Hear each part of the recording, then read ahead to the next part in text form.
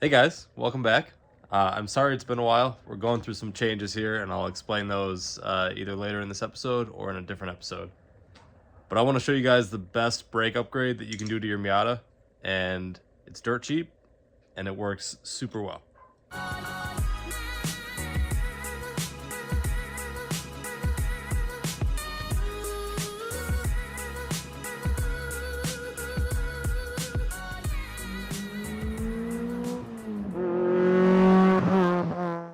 So my parents are out of town. I'm going to use their Miata as an example because a lot of you have stock Miatas, and this is still beneficial for you stock Miata guys, and it's also beneficial for you track guys. So what I'm talking about is a Brake Master stopper. This is something that we carry, and I'm going to show you why it's beneficial. So on any Miata, the firewall is really flexible. It's just stamped steel. There's nothing really holding it in place. And there's a lot of stuff bolted to it, like your Brake Master. So when you push the brakes, you're actually pushing a little piston inside of here, and that's moving your fluid around and all that. But there's nothing supporting it. So I'll put a dial indicator on here and show you how much it moves. But when you're pushing force into the brakes, if you're moving the wall, that's pressure that you could be putting into your brakes, leading you to stop better and all sorts of things like that. So what we're going to do is mitigate that. But before I do that, let me show you exactly how much this moves. All right, you're set up on a tripod. Just watch this face right here. I'll do it without a dial indicator first, so you can see the movement, and then I'll set it up so you can see actually how much it does move. Off the brakes right now. Full brakes. Off the brakes. Full brakes. So I've got the gauge zeroed out. As you press on the pedal, this will move. And you can see the gauge move. So I will get in the car, push the brakes, and we'll see how far it moves. All right, no brake pressure. Full brakes. No brake pressure. Full brakes.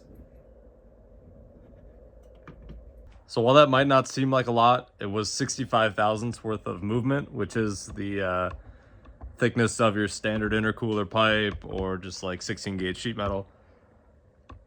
It's not really about the movement that's really important, but it's the fact that you are applying pressure to your brakes that's not going into your braking system. So that 65 thousandths of deforming that entire wall could be pressure that you're using to stop your car, whether it's an emergency on the street or on track if you're trying to brake later, set faster lap times. It is a astonishing difference when you install this bracket. So I'm going to show you kind of how this bracket works and the install process, whether you have a stock airbox or not. And then we'll do an after test to show how much the firewall doesn't move. So this is the bracket. It is some essentially 1/8 inch steel. It's been bent, welded both sides by me. And then there's a nut on top, all powder coated sand black. It comes with this adjuster that's going to push against your Brake Master cylinder, which we just saw moving. So now that we're applying an opposite force, it will stop the Brake Master from moving backwards. Plug and play. It bolts right into the shock tower mount. It's super easy to install. It takes like 5 minutes. There are some modifications required if you run a stock airbox, so I will show you that on my mom's car.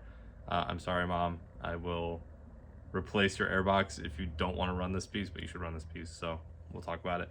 So yeah, let's get to it. Let's zip this on right now, and we'll do a test afterwards. First things first, if you have a stock airbox, you'll want to remove that. It's 2 12s, a 14, and then just 2 Phillips head screws to remove the pipes from either end. And then the next thing, if the car is on the ground, this is easiest. You'll just zip off the 2 shock tower mounts. This one you can't kind of see, it's back here. Take these out. It's a 14 millimeter if it's stock. Back them out. Just like that. And then you will take your brace, slide it on there. I kind of like to center it to the slots. It's just really rule of thumb, there's some adjustability there in case you got to move it around.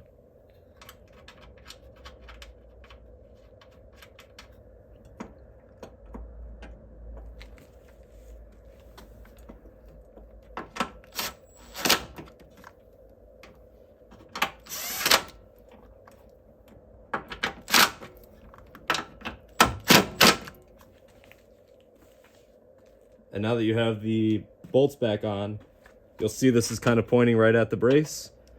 You will take the threaded nut,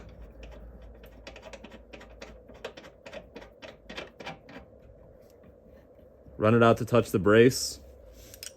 And once you have it touching, you'll want to put a little force on it. You can use either a 5/8 or a 16mm wrench. Kind of like 3 half turns, maybe 4, is enough to push into it. And then this is a locker nut right here that you'll just want to run backwards.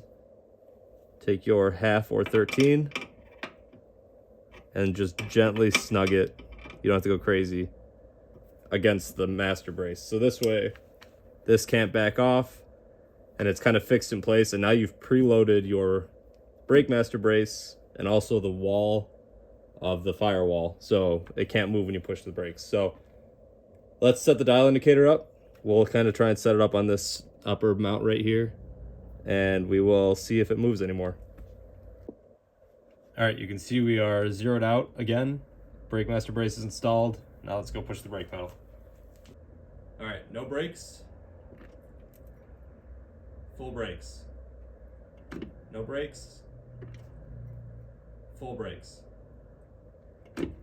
So it's obviously not 0, right? It's not perfect, but 15 thousandths compared to 65 thousandths is a lot of an improvement, and that's all extra pressure that's going into your braking system. Obviously, my word, these are my parts, so I'm going to try and sell it up, but ask anybody who runs one of these. We run them on the track car. The K-Swap has it. All of the street cars around here have them. It makes a world of difference, and like you wouldn't realize it just driving casually, but the second you go to brake aggressively or try to or drive hard or anything like that, lock your brakes up, that's the difference. That makes the difference for me. I actually left it off of the K when I swapped the motor a couple months ago, and I couldn't realize why the brakes sucked, and then I popped the hood and realized the part was missing, and I swapped it on. I actually have a V8 Roadsters one on my car because of the different master setup, but I installed that one and went back out and the brakes were totally fine. So I'm a big proponent of this. It's a super simple piece. It's super easy to install. And like I was saying, there's a couple modifications for a stock airbox. So I'm going to show you how to do those right now. And then we will put it all back together and I'll show you what it looks like all together. So here's the stock airbox. This is the same orientation that sits in the car if this is the driver's side fender. The only place we have a fitment issue is right here. So what I'm going to do is just take a cutoff wheel and just slice that off. The bolt can actually stay because there's a metal liner inside of here that it bolts into. You're just cutting off the plastic piece or shaving off this plastic piece. Doesn't change the function at all, and you won't even notice once it's installed. So let's lop that off, clean it up. I'll show you what it looks like when we're done, and then we'll throw it in the car.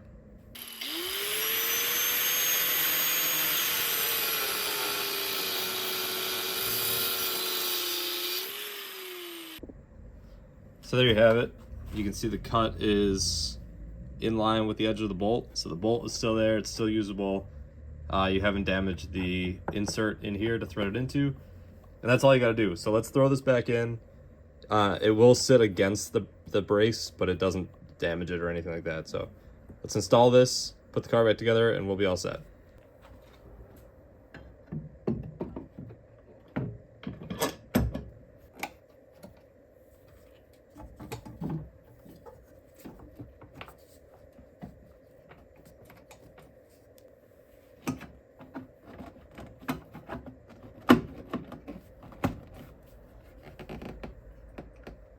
And just like that, it's all back together. This is definitely a tight fit.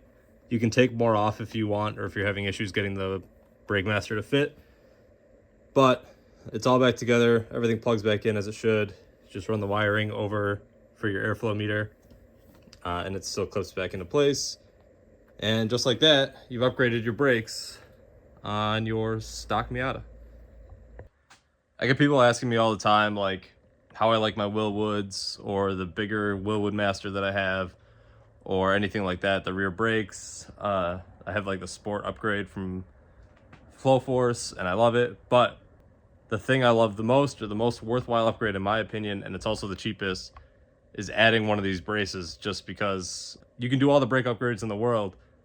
If you're flexing your firewall, you're still not putting all the pressure you can to that fully updated system. So hands down, recommend, whether it's the one that I carry or any other company. I know there's a bunch like Dave Fab, V8 Roadsters and things like that, to fit different needs, right-hand drive, left-hand drive, Willwood Master.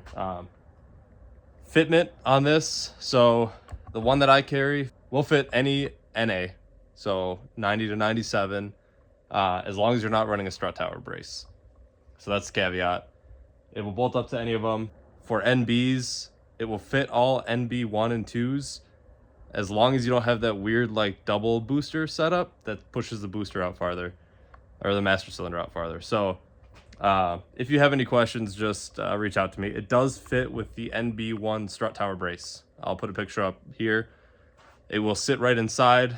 That was kind of dumb luck. So I am working on a option for NB2s with a strut master brace and the NB2 with the dual booster setup. So if you have any questions about fitment or if it's going to fit your car before you buy it, please don't hesitate to reach out to me. I'm really fast to respond. Instagram DMs, email, Facebook Messenger, whatever. I will answer very promptly. I want to make sure you get the best part. And if I can't supply it for you, I will give you the link for the part that will do what you need. So, yeah. I will put a link to these in the description down below. I have a bunch in stock. I will be ordering more. I try to keep things in stock now. And with that, that leads to our next bit, which we're going to have a little chit chat. So this is Cam's engine. It is a 1.9 liter little side quest thing that I'm doing to help Cam out. We're going to VVT swap his 95. I just finished this yesterday, so figured I'd set it up as a nice backdrop. But I am taking the channel in a little bit of a different direction. I'm focusing more on parts sales. So if you've been keeping up on Instagram, I've been making things like intakes, catch cans, brake master braces, bunch of other little random things here for Miatas, and I'm planning on ramping that up over the winter. So I will be working on a really cool cold air intake setup for these cars. That's like the over the cowl setup that Dylan ran a couple years ago. I actually have one. So this is what I'm talking about. It goes over the radiator. I'll put a picture up here of what I did for my K-swap. It's out of powder coat, or I'd show you in person right now. So I'm going to be focusing on parts a whole lot. And I know you guys have been asking about the ITB video and how Dylan's car is doing. That episode is coming, I promise. Dylan is doing 1,000 different things right now. He bought a house, he's getting ready to get married next year, so he's got a lot of planning, and he's focusing on bike riding. So kind of just letting him take his course on that. With that, he is going to step away from the channel for at least the time being. So what you'll see in the future is mostly me. He'll be coming over every so often, I'm sure. I'll still be working on his car, and I'll probably film. We're going to redo his intake plenum. So I'll be doing that in the winter and all sorts of projects. But the main focus of this channel, so that I can keep growing it, is going to be parts fabrication and things like that. So that's kind of what spurred this video. I want to focus on kind of getting my brand out there and building it outside of YouTube. YouTube has been great. I wouldn't have definitely gotten this far without YouTube and really Dylan's help.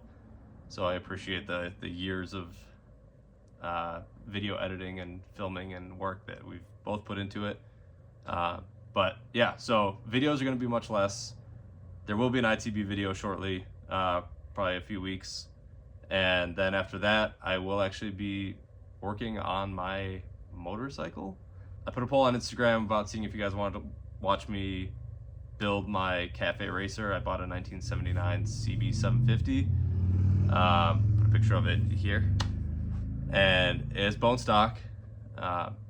And I really want to build a cafe cruiser I don't know. I don't even know if I want to ride it. I just want the experience of building a bike correctly this time. So that'll be my winter project. The K is getting some intercooler piping redone right now, which if you've seen on Instagram, it's all out of powder coat. And then I will be bringing the track car here. We'll hopefully be caging the track car this winter and doing some other things to it. But yeah, I've been rambling for like 4 minutes now, so I'm sorry. But that's kind of the path forward for this channel, is parts fabrication and the occasional video here and there.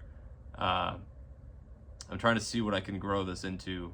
I mean, the last year has been incredible already, so I'd love to keep going from there. But it's my heart to heart with you. Definitely go follow Dylan's Instagram. It's at Dylan Pudiak. He's doing something cool. I don't want to give it away, with a huge company. So shout out to him for that. I'm excited to see what he comes up with for that one. But go check him out, and I'll update you on how that goes when that comes out. I'll definitely share that link because I'm pretty pumped for it. And then you'll see the ITB video come in the future. But that car is up and running. It's great. It's a ripper. It's one hell of an engine. So I'll be putting a link down below if you want to grab yourself a BrakeMaster brace, and to just my website in general. If you want to look at parts, if you have any parts ideas, hit me up. I'd be happy to try and make something for you. Thank you for watching. Sorry it's been so long, and stay tuned for more. If you want to follow closely, Instagram is the best way. But I appreciate all your time, and I appreciate your patience. So till the next one, thanks.